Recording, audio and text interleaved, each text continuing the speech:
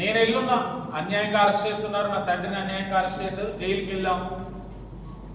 చట్టబద్ధంగా మనకు రావాల్సి మనకు వస్తాయి, అంతేగాని మనం ఏదో ఉత్తముల్లాగా ఏదో మీడియా దగ్గరికి వచ్చి పదే పదే అంటా ఉన్నారు మిథున్ రెడ్డి 3 సార్లు ఎంపీ 3 సార్లు ఎంపీ అని అంటున్న వాళ్ళని ఒకటే అడుగుతా ఉన్నారు.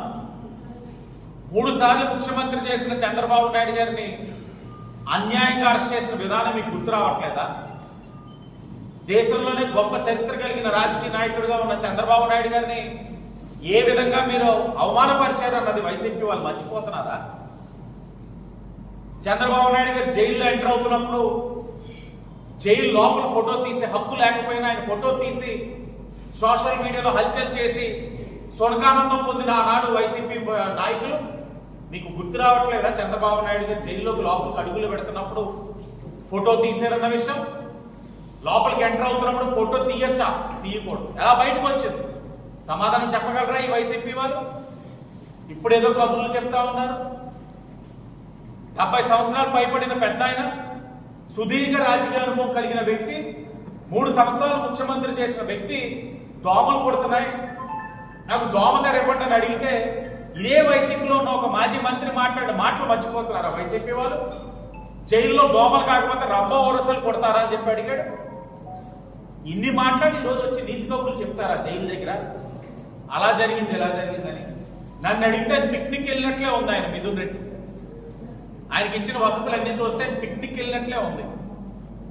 ఇది కూటమి ప్రభుత్వం కాబట్టి కక్షలు ఉండవు, వేధింపులు ఉండవు, కానీ చట్టాన్ని అధిగమించిన వాళ్ళపైన చర్యలు ఉంటాయి. అంత ప్రజాస్వామ్యంగా ఉన్నాం కాబట్టి వాళ్ళకి నచ్చినట్లు సాగుతా ఉంది. వాళ్ళు అడిగిందల్లా వస్తా ఉంది.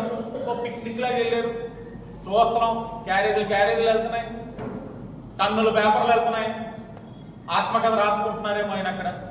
పోలే రాయనివ్వండి, ఏదేమైనా ఒకటే, రాష్ట్రంలో ప్రజలందరికీ తెలుస్తా ఉంది, ప్రజలకు అర్థమవుతా ఉంది, వాళ్ళు చేసిన తప్పులు ఇళ్లలో కోల్పోయిన వ్యక్తులకు అర్థమవుతా ఉంది. ఈ కల్తీ మద్యం వల్ల ఎంతమంది ప్రాణాలు కోల్పోయారు, డబ్బే ప్రధానంగా వాళ్ళు వైసీపీ వాళ్ళు చేసిన కార్యక్రమాన్ని ప్రజలు తెలుసుకుంటున్నారు.